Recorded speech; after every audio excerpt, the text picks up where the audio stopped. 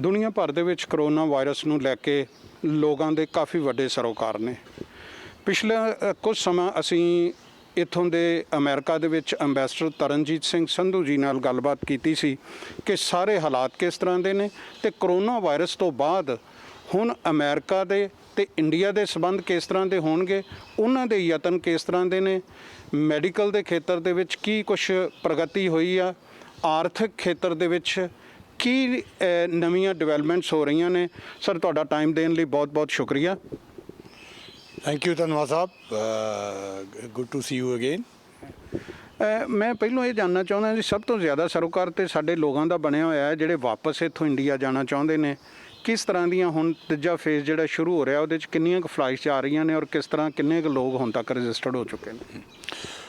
ਸੋ operation Vande Bharat ਅਸੀਂ ਸ਼ੁਰੂ ਕੀਤਾ ਸੀ 1 ਮਹੀਨਾ ਪਹਿਲਾਂ ਜੀ, ਅਤੇ ਉਹਦੇ 'ਚ ਇਸ ਵੇਲੇ ਤੱਕ 16 ਫਲਾਈਟਸ ਗਈਆਂ ਨੇ ਔਰ ਉਹਦੇ 'ਚ 5000 ਲੋਕ ਜਿਹੜੇ ਇਹ ਐਮਰਜੈਂਸੀ ਇਵੈਕੂਏਸ਼ਨ ਫਲਾਈਟਸ ਨੇ, ਨਾਰਮਲ ਫਲਾਈਟਸ ਨਹੀਂ ਹੈਗੀਆਂ।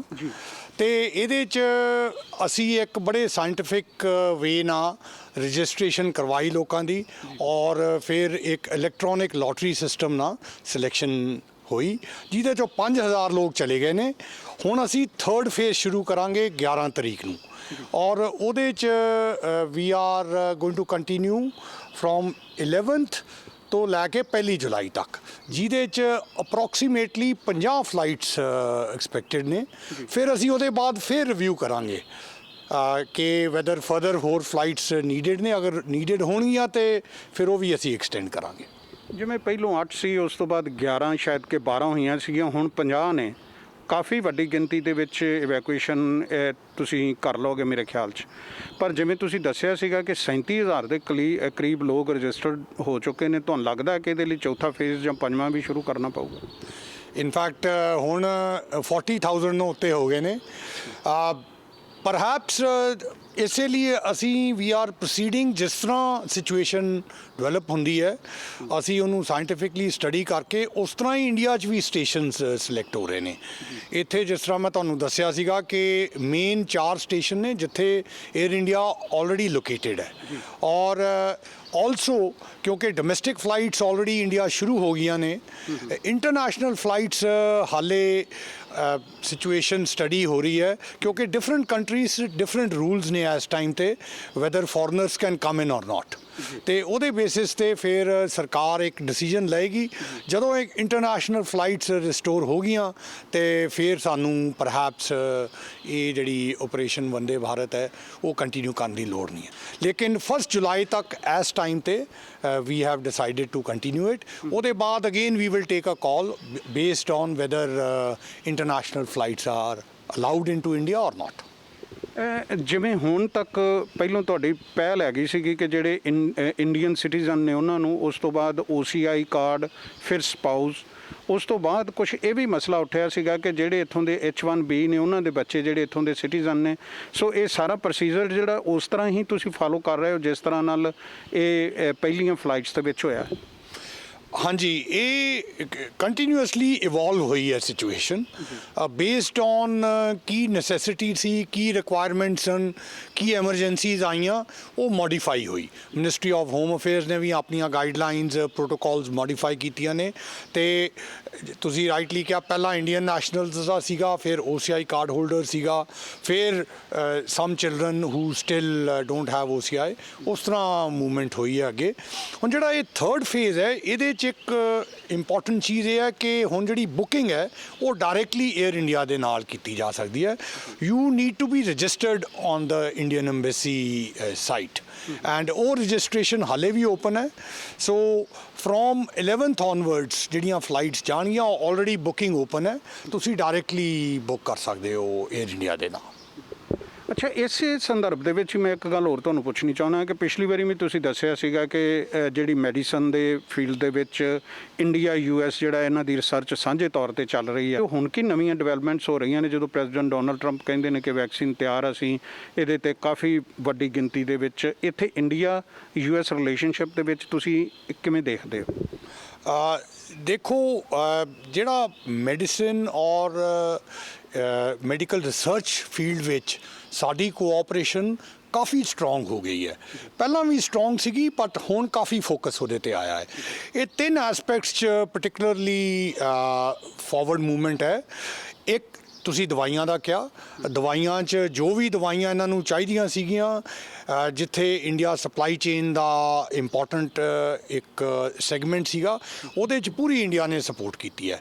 ਇਹਦਾ ਫਾਇਦਾ ਇਹ ਹੋਇਆ ਕਿ ਅੱਜ ਨਾਟ ਓਨਲੀ ਲੀਡਰਸ਼ਿਪ 'ਚ ਬਟ ਤੁਸੀਂ ਇੱਥੇ ਦੇਖ ਰਹੇ ਹੋ ਕਿ ਆਮ ਲੋਕਾਂ ਵਿੱਚ ਵੀ ਉਹਨਾਂ ਦੇ ਦਿਮਾਗ 'ਚ ਇੰਡੀਆ ਦੀ ਇੱਕ ਬੜੀ ਪੋਜ਼ਿਟਿਵਿਟੀ ਹੈ, ਇੱਕ ਪੋਜ਼ਿਟਿਵ ਫੀਲਿੰਗ ਹੈ ਕਿ ਇੰਡੀਆ ਸਾਡੇ ਨਾਲ ਖੜਾ ਹੋਇਆ ਹੈ ਔਰ this will augur very well for our future economic relationship. So ਕਿਉਂਕਿ ਸਪਲਾਈ ਚੇਨਸ 'ਚ ਮੋਡੀਫਿਕੇਸ਼ਨਸ ਹੋਣਗੀਆਂ, ਉਹ ਜਿਸ ਤਰ੍ਹਾਂ ਵੀ ਹੈ ਯੂਨਾਈਟਿਡ ਸਟੇਟਸ ਤੇ ਇੰਡੀਆ ਦੀ ਕੋਆਪਰੇਸ਼ਨ ਇੱਕ ਦੂਜੇ ਦੇ ਨਾਲ, ਇਹ ਨਹੀਂ ਹੈ ਕਿ ਸਿਰਫ US ਨੇ ਸਾਡੀ ਮਦਦ ਕੀਤੀ, ਅਸੀਂ ਵੀ ਇਹਨਾਂ ਦੀ ਮਦਦ ਕੀਤੀ ਹੈ। ਸੋ ਕੰਧੇ ਦੇ ਕੰਧਾ ਮਿਲਾ ਕੇ ਇਸ ਕੋਵਿਡ-19 ਦੀ ਫਾਈਟ 'ਚ ਅਸੀਂ ਇਕੱਠੇ ਹਾਂ। ਸੋ ਦਵਾਈਆਂ ਦਾ ਇੱਕ ਤੁਸੀਂ ਇਸ਼ੂ ਕੀਤਾ, ਦੂਸਰਾ ਰਿਸਰਚ ਦਾ ਹੈਗਾ। ਰਿਸਰਚ 'ਚ ICMR ਔਰ ਇਹਨਾਂ ਦੀ NIH ਤੇ CDC ਵਿੱਚ ਕਾਫੀ ਕੋਆਪਰੇਸ਼ਨ ਹੈ। ਇਸ ਟਾਈਮ ਤੇ 3 ਇੰਜੈਕਸ਼ਨਸ ਤੇ ਜੁਆਇੰਟ ਪਾਰਟਨਰਸ਼ਿਪ ਪ੍ਰੋਜੈਕਟ ਵਰਕ ਹੋ ਰਿਹਾ ਹੈ। ਤੁਹਾਨੂੰ ਪਤਾ ਇੰਡੀਆ ਦੀ ਸਪੈਸ਼ਲਾਈਜੇਸ਼ਨ ਹੈਗੀ ਬਲਕ ਡਰੱਗਸ ਪ੍ਰੋਡਕਸ਼ਨ ਦੀ। ਈਵਨ ਜਿਹੜੀ ਗਿਲੀਅਡ ਦੀ ਹੁਣੇ ਰੈਮਸੀਡੈਸੀਵਾਰ ਦਵਾ ਨਿਕਲੀ ਹੈ, ਉਹਦੇ 'ਚ ਵੀ 4 ਇੰਡੀਅਨ ਕੰਪਨੀਜ਼ ਦੇ ਨਾਲ ਅਮਰੀਕਨ ਕੰਪਨੀ ਦਾ ਅਗਰੀਮੈਂਟ ਹੋਇਆ ਹੈ ਫॉर ਬਲਕ ਪ੍ਰੋਡਕਸ਼ਨ। ਸੋ ਇਸ ਤਰ੍ਹਾਂ ਸਾਡੀ ਕਾਫੀ ਕੋਆਪਰੇਸ਼ਨ ਹੈ। And lastly private companies to private companies, again a lot of work is happening.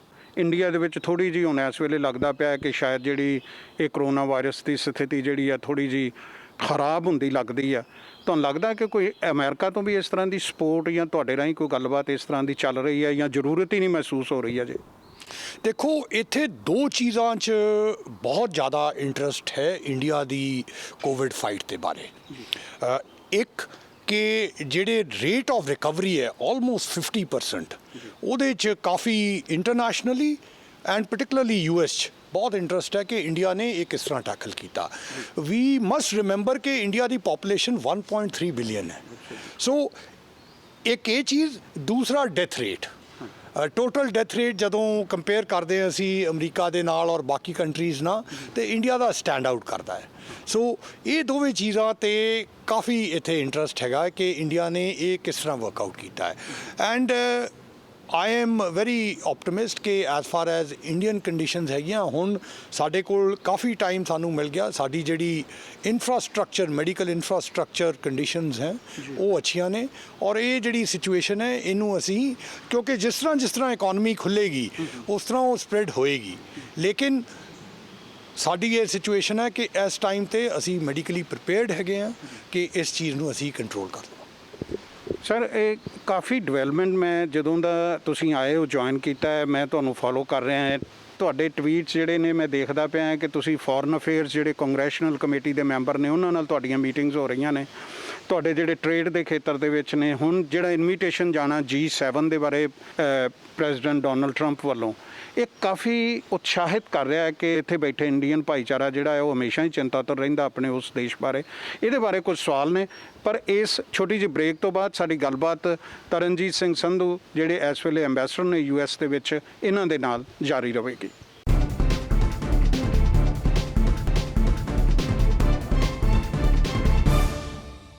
Break ਤੋਂ ਬਾਅਦ ਤੁਹਾਡਾ ਸਵਾਗਤ ਹੈ। ਸਾਡੀ ਗੱਲਬਾਤ ਚੱਲ ਰਹੀ ਹੈ ਐਂਬੈਸਡਰ ਤਰਨਜੀਤ ਸਿੰਘ ਸੰਧੂ ਜੀ ਨਾਲ ਵਾਸ਼ਿੰਗਟਨ DC ਦੇ ਵਿੱਚ। ਸਰ, ਬ੍ਰੇਕ ਤੋਂ ਬਾਅਦ ਤੁਹਾਡਾ ਸਵਾਗਤ ਹੈ। ਅਸੀਂ ਗੱਲਬਾਤ ਕਰ ਰਹੇ ਸੀਗੇ ਕਿ ਜਿਹੜੀ ਇਸ ਵੇਲੇ ਤੁਹਾਡੇ ਟਵੀਟਸ ਨੇ ਉਹਨਾਂ ਤੋਂ ਇਹ ਪਤਾ ਲੱਗ ਰਿਹਾ ਹੈ ਕਿ ਕਾਫੀ ਤੁਸੀਂ ਫੋਰਨ ਅਫੇਅਰਸ ਕਮੇਟੀ ਦੇ ਜਿਹੜੇ ਕੰਗਰੈਸ਼ਨਲ ਮੈਂਬਰ ਨੇ ਜਾਂ ਜਿਹੜੇ ਟ੍ਰੇਡ ਦੇ ਨਾਲ ਸਾਰੇ ਇਹ ਕਾਰਵਾਈ ਜਿਹੜੀ ਇਸ ਵੇਲੇ ਚੱਲਦੀ ਪਈ ਆ, ਇਹਦੇ 'ਚ ਇਕਨੋਮਿਕ ਡਿਵੈਲਪਮੈਂਟ ਦੇ ਆਸਪੈਕਟ ਨੂੰ ਤੁਸੀਂ ਕਿਸ ਤਰ੍ਹਾਂ ਦੇਖ ਰਹੇ ਹੋ? ਦੇਖੋ ਧੰਨਵਾਦ ਸਾਹਿਬ, ਤੁਸੀਂ ਇਹ ਜਾਣਦੇ ਹੋ ਕਿ ਯੂਨਾਈਟਿਡ ਸਟੇਟਸ 'ਚ US ਕਾਂਗਰਸ ਇੱਕ ਬੜਾ ਇੰਪੋਰਟੈਂਟ ਕੰਪੋਨੈਂਟ ਹੈ। और ਸੈਨੇਟਰਸ ਔਰ ਕਾਂਗਰਸਮੈਨ ਫੋਰਨ ਰਿਲੇਸ਼ਨਸ ਔਰ ਬਾਕੀ ਇਸ਼ੂਸ ਕਾਫੀ ਪਾਰਟਿਸਿਪੇਟ ਕਰਦੇ ਨੇ, ਇੰਟਰਸਟ ਲੈਂਦੇ ਨੇ। ਤੇ ਤੁਹਾਡੀ ਗੱਲ ਸਹੀ ਹੈ, ਮੈਂ ਕਾਫੀ ਰੀਚ ਆਊਟ ਕੀਤਾ ਹੈ ਕਿਉਂਕਿ ਮੈਂ ਪਹਿਲਾਂ ਵੀ ਇੱਥੇ 2 ਵਾਰੀ ਰਿਹਾ ਹਾਂ ਔਰ ਦੋਵੇਂ ਵਾਰੀ US ਕਾਂਗਰਸ ਨਾਲ ਇੱਕ ਰਿਲੇਸ਼ਨਸ਼ਿਪ ਬਣਾ ਕੇ ਰੱਖਿਆ ਸੀ, ਜਿਹਦੇ ਚੋਂ ਕਾਫੀ ਪੁਰਾਣੇ ਲੋਕ ਨੇ ਜਿਨ੍ਹਾਂ ਨਾਲ ਕੰਟੀਨਿਊਏਸ਼ਨ ਹੈਗੀ, ਤਾਂ ਇੱਕ ਤਰ੍ਹਾਂ ਰੀਕਨੈਕਟ ਹੈ ਉਹਨਾਂ ਨਾਲ। US ਕਾਂਗਰਸ 'ਚ ਥਿੰਕ ਟੈਂਕਸ 'ਚ ਹੋਰ ਵੀ ਜਿਹੜੇ ਪਾਲਿਸੀ ਵਾਲੇ ਨੇ, ਇੱਕ ਗੱਲ ਇਹ ਸਾਰਿਆਂ ਨਾਲ ਇੰਟਰੈਕਟ ਕਰਦਿਆਂ ਮੈਂ ਇਹ ਮਹਿਸੂਸ ਕੀਤਾ ਹੈ ਕਿ ਇੰਡੀਆ ਦਾ ਕੋਵਿਡ ਫਾਈਟ ਜਿਹੜੀ ਹੈ ਉਹਦੇ 'ਚ ਬਹੁਤ ਇੰਟਰਸਟ ਹੈਗਾ ਹੈ। ਔਰ ਜਿਸ ਤਰ੍ਹਾਂ ਮੈਂ ਤੁਹਾਨੂੰ ਮੈਂਸ਼ਨ ਕੀਤਾ ਸੀ, ਪਾਰਟਿਕੂਲਰਲੀ ਕਿਸ ਤਰ੍ਹਾਂ ਇੱਕ 1.3 ਬਿਲੀਅਨ ਦੀ ਕੰਟਰੀ ਔਰ democratic polity, democratic federal polity, ਕਿਸ ਤਰ੍ਹਾਂ ਇੰਡੀਆ ਨੇ ਲੋਕਡਾਊਨ ਕੀਤਾ ਹੈ ਔਰ ਲੋਕਾਂ ਨੇ ਸਪੋਰਟ ਕੀਤਾ ਹੈ ਔਰ ਕਿਸ ਤਰ੍ਹਾਂ ਅਨਲੌਕ ਦਾ ਲੋਕਡਾਊਨ ਹੋ ਰਿਹਾ ਹੈ। ਸੋ ਇਹ ਸਾਰੇ ਵਿਸ਼ਿਆਂ ਬਾਰੇ ਇਹਨਾਂ ਨਾਲ ਗੱਲ ਹੁੰਦੀ ਹੈ, ਇਹਨਾਂ ਨੂੰ ਬਰੀਫ ਕੀਤਾ ਹੈ। But also there is a lot of interest in economically working together with India. ਇਹ ਜਿਹੜੇ ਇੱਥੋਂ ਦੇ ਪਾਲਿਸੀ ਮੇਕਰਸ ਨੇ ਇਹ ਰਿਅਲਾਈਜ਼ ਕਰ ਰਹੇ ਨੇ ਕਿ ਪੋਸਟ ਕੋਵਿਡ ਵਰਲਡ 'ਚ ਇੰਡੀਆ ਇੱਕ ਇੰਪੋਰਟੈਂਟ ਪਾਰਟਨਰ ਹੋਏਗਾ ਔਰ ਇੰਡੀਅਨ ਮਾਰਕੀਟ ਜਿਹੜੀ ਹੈ ਉਹ ਬਹੁਤ ਵੱਡੀ ਮਾਰਕੀਟ ਹੈ, ਜਿਹੜੀ ਫਿਊਚਰ ਦੀ ਡਿਵੈਲਪਮੈਂਟ ਹੈ, ਜਿਹੜੀ ਪੁਸ਼ ਹੈ ਡਿਵੈਲਪਮੈਂਟ ਲਈ, ਉਹ ਇੰਡੀਆ ਤੋਂ ਆਏਗੀ। ਸੋ ਇਹ ਦੂਰਦਰਸ਼ੀ ਲੀਡਰਸ ਨੇ ਔਰ ਇਹ ਚੀਜ਼ ਨੂੰ ਦੇਖ ਕੇ ਇਹਦੇ ਬਾਰੇ ਵੀ ਗੱਲ ਕਰਦੇ ਨੇ।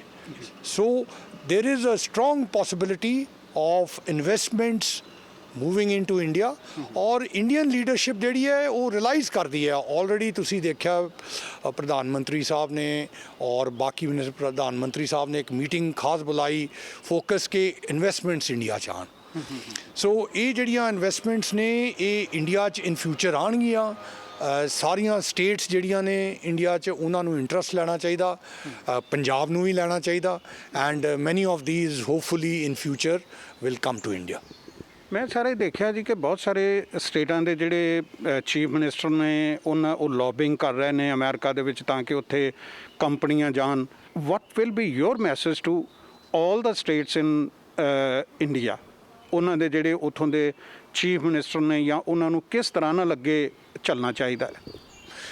ਦੇਖੋ, ਮੈਨੂੰ ਇੰਡੀਅਨ ਸਟੇਟਸ ਨੂੰ ਮੈਸੇਜ ਦੇਣ ਦੀ ਕੋਈ ਖਾਸ ਜ਼ਰੂਰਤ ਨਹੀਂ ਹੈ ਕਿਉਂਕਿ ਇਹ ਜਿਹੜੀ ਸਿਚੁਏਸ਼ਨ ਹੈ ਇਹਦੇ 'ਚੋਂ ਹੀ ਇਵੋਲਵ ਕਰੇਗੀ। ਜਿਸ ਤਰ੍ਹਾਂ ਦੁਨੀਆ ਦੀ ਸਿਚੁਏਸ਼ਨ ਬਣ ਰਹੀ ਹੈ, ਇਹ ਇਕਨੋਮਿਕਲੀ ਇਨਵੈਸਟਮੈਂਟਸ ਇੰਡੀਆ ਵੱਲ ਰੂਟ ਹੋਣਗੀਆਂ ਔਰ ਅਸੀਂ ਇਨ ਦਾ ਪਾਸਟ ਵੀ ਦੇਖਿਆ ਹੈ ਕਿ ਸਾਡੀਆਂ ਜਿਹੜੀਆਂ ਸਟੇਟਸ ਨੇ ਉਹ ਕੰਪੀਟੀਟਿਵ ਫੈਡਰਲਿਜ਼ਮ 'ਚ ਇੱਕ ਦੂਸਰੇ ਨਾਲ ਕੋਆਰਡੀਨੇਟ ਕਰਕੇ ਔਰ ਇਨ ਕੰਪੀਟੀਸ਼ਨ ਵੀ ਆਫਰ ਕਰਨਗੀਆਂ ਇਹ।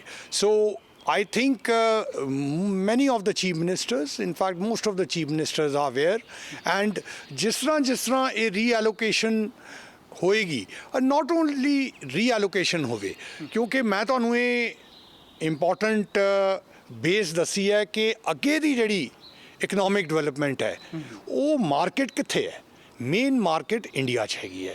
ਤਾਂ ਇਸ ਕਰਕੇ ਇਹ ਇਨਵੈਸਟਮੈਂਟ ਇੰਡੀਆ ਦੀ ਤਰਫ ਜਾਏਗੀ ਔਰ ਜਿੰਨਾ ਅਸੀਂ ਇਸ ਇਨਵੈਸਟਮੈਂਟ ਨੂੰ ਕੰਫਰਟੇਬਲ ਕਰ ਸਕਦੇ ਹਾਂ ਇੰਡੀਆ ਦੀ ਕੰਡੀਸ਼ਨਸ, ਉਨਾ ਹੀ ਉਹਦਾ ਫਾਇਦਾ ਹੋਏਗਾ। ਇਹਦੇ 'ਚ ਇੰਡੀਅਨ ਅਮਰੀਕਨਸ ਦਾ ਵੀ ਰੋਲ ਹੈ ਔਰ ਪੰਜਾਬੀਆਂ ਦਾ ਵੀ ਰੋਲ ਹੈ। ਇੱਥੇ ਮੈਂ ਕਾਫੀ ਪੰਜਾਬੀਆਂ ਨੂੰ ਆਲਵੇਜ਼ ਇਸ ਕਹਿਣਾ ਹੈ ਕਿ ਜਿਹੜੇ ਤੁਹਾਡੇ ਨੈਕਸਟ ਜਨਰੇਸ਼ਨ ਹੈ ਉਹਨਾਂ ਨੂੰ ਤੁਸੀਂ ਇੰਡੀਆ ਭੇਜਿਆ ਕਰੋ, ਪੰਜਾਬ 'ਚ ਭੇਜਿਆ ਕਰੋ। They need to know what is happening there ਕਿਉਂਕਿ ਜਦੋਂ ਇਨਵੈਸਟਮੈਂਟਸ ਜਾਣਗੀਆਂ ਉਦੋਂ they will be in a unique position to make use of that and ਅਗਰ ਉਹ ਯੂਜ਼ ਟੂ ਹੋਣਗੇ ਇੰਡੀਆ 'ਚ ਆਟੋਮੈਟਿਕਲੀ ਮਲਟੀਨੈਸ਼ਨਲਸ ਉਹਨਾਂ ਨੂੰ ਪਿਕਅਪ ਕਰਨਗੀਆਂ। ਇੱਕ ਹੁਣ ਲੇਟਲੀ ਪ੍ਰੈਜ਼ੀਡੈਂਟ ਡੋਨਲਡ ਟਰੰਪ ਵੱਲੋਂ ਭਾਰਤ ਦੇ ਪ੍ਰਧਾਨ ਮੰਤਰੀ ਨਰਿੰਦਰ ਮੋਦੀ ਨੂੰ ਇਨਵੀਟੇਸ਼ਨ ਦਿੱਤਾ ਗਿਆ G7 ਲਈ। ਸੋ G7 ਦੇ ਟਾਈਮ ਦੇ ਉੱਤੇ ਤੁਸੀਂ ਇਹ ਸਾਰੇ ਸਿਨੈਰੀਓ ਨੂੰ ਕਿਸ ਤਰ੍ਹਾਂ ਨਾਲ ਐਨਾਲਿਸਿਸ ਕਰਦੇ ਹੋ ਜਾਂ ਦੇਖਦੇ?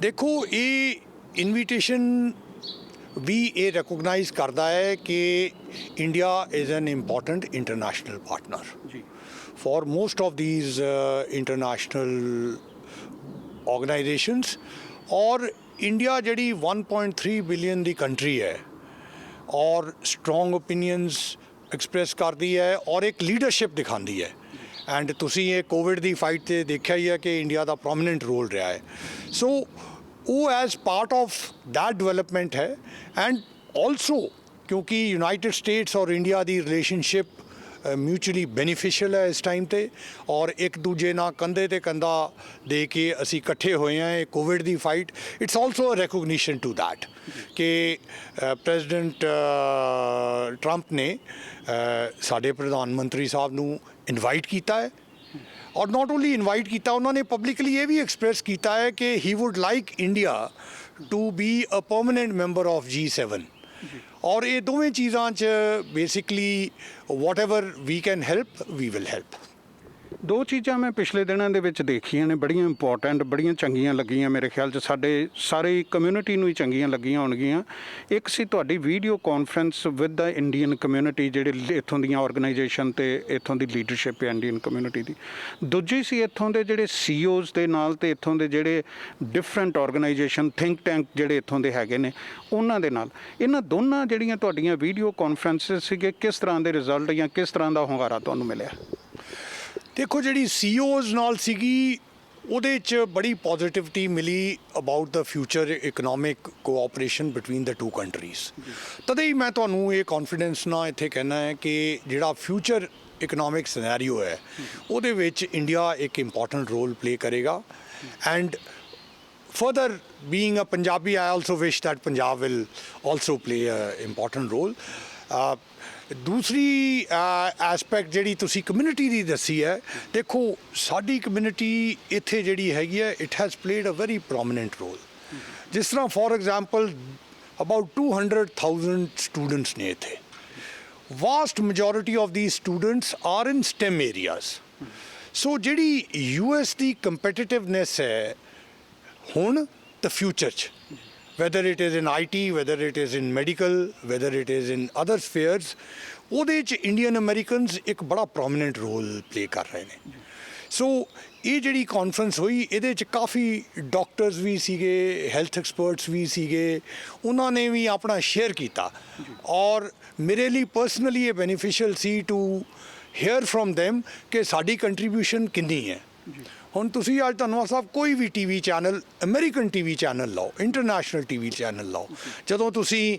ਹੈਲਥ ਦੀ ਉਹਦੇ 'ਚ ਡਿਸਕਸ਼ਨ ਹੁੰਦੀ ਹੈ ਮੋਸਟ ਲਾਈਕਲੀ ਇੱਕ ਇੰਡੀਅਨ ਓਰੀਜਨ ਦਾ ਡਾਕਟਰ ਹੁੰਦਾ ਹੈ I think it gives us all pride it is an indication ਕਿ ਸਾਡੇ ਲੋਕ ਇੱਥੇ ਆ ਕੇ ਮਿਹਨਤ ਕਰਕੇ ਔਰ ਸਕਸੀਡ ਕਰ ਰਹੇ ਨੇ and we feel proud of them ਕੋਈ ਅਜਿਹੀ ਗੱਲ ਜਿਹੜੀ ਮੈਂ ਸਮਝਦੇ ਹੋ ਤੁਸੀਂ ਕਿ ਜ਼ਰੂਰ ਮੈਸੇਜ ਦੇਣਾ ਚਾਹੀਦਾ ਹੈ ਕੋਈ ਤੁਹਾਡੇ ਦਿਮਾਗ 'ਚ ਇਹ ਗੱਲ ਹੋਵੇ ਜਿਹੜੀ ਤੁਸੀਂ ਸਾਡੇ ਦਰਸ਼ਕਾਂ ਦੇ ਨਾਲ ਸਾਂਝੀ ਕਰਨੀ ਚਾਹੋ we are very hopeful that ਇਹ ਨਵੀਂ ਸਿਚੁਏਸ਼ਨ 'ਚ ਪੰਜਾਬ ਵੀ ਇਹਨੂੰ ਪੂਰਾ ਯੂਜ਼ ਕਰੇਗਾ I do no that government of Punjab has set up a special body and it is ਉਹਦੇ 'ਚ ਕਾਫੀ ਇੰਟਰਨੈਸ਼ਨਲ ਐਕਸਪਰਟਸ ਵੀ ਹੈਗੇ ਨੇ ਆਫ ਪੰਜਾਬੀ ਓਰੀਜਨ ਔਰ ਉਹ ਲੁੱਕ ਇਨ ਕਰ ਰਹੀ ਹੈ ਕਿ ਕਿਸ ਤਰ੍ਹਾਂ ਅਸੀਂ ਇਹ ਸਿਚੁਏਸ਼ਨ 'ਚ ਅਸੀਂ ਵੀ ਇਕਨੋਮਿਕਲੀ ਬੈਨੀਫਿਟ ਕਰੀਏ so while India will gain I also hope Punjab will also gain across and ਸਾਡਾ ਜਿਹੜਾ ਇਹ ਰਿਲੇਸ਼ਨਸ਼ਿਪ ਹੈਗਾ ਹੈ ਉਹ ਮਿਊਚੁਅਲੀ ਬੈਨੀਫਿਸ਼ੀਅਲ ਹੈ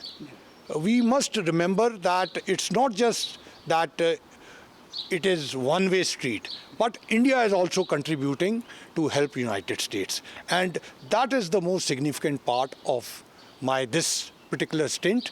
कि there is ਦੋਵਾਂ ਸਾਈਡਾਂ ਤੇ ਇੱਕ win-win situation ਹੈ ਔਰ ਦੋਵਾਂ ਸਾਈਡਾਂ 'ਚ excitement ਹੈਗੀ ਹੈ to cooperate. ਬਹੁਤ ਸ਼ੁਕਰੀਆ ਤੁਹਾਡਾ ਟਾਈਮ ਦੇਣ ਲਈ ਅਜੇ ਬਹੁਤ ਸਾਰੇ ਕਈ ਹੋਰ ਪੱਖ ਹੈਗੇ ਨੇ ਜਿਹੜੇ ਆਉਂਦੇ ਸਮੇਂ ਦੇ ਵਿੱਚ ਅਸੀਂ ਫਿਰ ਤੁਹਾਨੂੰ ਤਕਲੀਫ ਦੇਵਾਂਗੇ ਆਪਣੇ ਦਰਸ਼ਕਾਂ ਨੂੰ ਦੱਸ ਦਈਏ ਕਿ ਪਿੱਛੇ ਵੀ ਅਸੀਂ ਜਿਹੜੀਆਂ ਅੰਬੈਸਡਰ ਤਰਨਜੀਤ ਸੰਧੂ ਹੋਰਾਂ ਨਾਲ ਗੱਲਾਂ ਕੀਤੀਆਂ ਸੀ ਲੋਕਾਂ ਦੇ ਦਿਲ ਨੂੰ ਟੁੰਬੀਆਂ ਨੇ ਹੁਣ ਵੀ ਜੇ ਦੇਖੀਏ ਤੇ ਚਾਹੇ ਉਹ ਕਾਂਗਰੈਸ਼ਨਲ ਇੱਥੋਂ ਦੀ ਲੀਡਰਸ਼ਿਪ ਆ ਉਹਨਾਂ ਦੇ ਨਾਲ ਚਾਹੇ ਪ੍ਰੈਜ਼ੀਡੈਂਟ ਡੋਨਲਡ ਟਰੰਪ ਦੇ ਨਾਲ ਜਿਹੜੀ ਗੱਲਬਾਤ ਇਸ ਵੇਲੇ ਚੱਲ ਰਹੀ ਆ G7 ਦਾ ਸੱਦਾ ਜਾਣਾ ਜਾਂ ਇੱਥੋਂ ਦੇ CEOs ਤੇ ਵੱਡੀਆਂ ਸੰਸਥਾਵਾਂ ਤੇ ਬਿਜ਼ਨੈਸਿਸ ਦੇ ਨਾਲ ਗੱਲਬਾਤ ਕਰਨੀ ਜਾਂ ਇੱਥੋਂ ਦੀ ਕਮਿਊਨਿਟੀ ਦੇ ਨਾਲ ਗੱਲਾਂ ਬਾਤਾਂ ਕਰਨੀਆਂ ਤੇ ਉਹਨਾਂ ਦੇ ਨਾਲ ਗੱਲ ਕਰਕੇ ਇੰਡੀਆ ਦੀ ਬਲਕਿ ਜਿਹੜੇ ਸੂਬਿਆਂ ਦੇ ਵਿੱਚ ਲੱਗਦਾ ਹੈ ਕਿ ਉੱਥੋਂ ਦੀ ਇਕੋਨਮੀ, ਉੱਥੋਂ ਦੇ ਯੂਥ ਨੂੰ, ਉੱਥੋਂ ਦੇ ਲੋਕਾਂ ਦੇ ਭਵਿੱਖ ਨੂੰ ਸਵਾਰ ਸਕਦੀ ਆ। ਉਸ ਦੂਰ ਅੰਦੇਸ਼ੀ ਦੇ ਨਾਲ ਇਹ ਸਾਰੇ ਕੰਮ ਜਿਹੜੇ ਇਹਨਾਂ ਨੇ ਵਿੱਢੇ ਹੋਏ ਨੇ।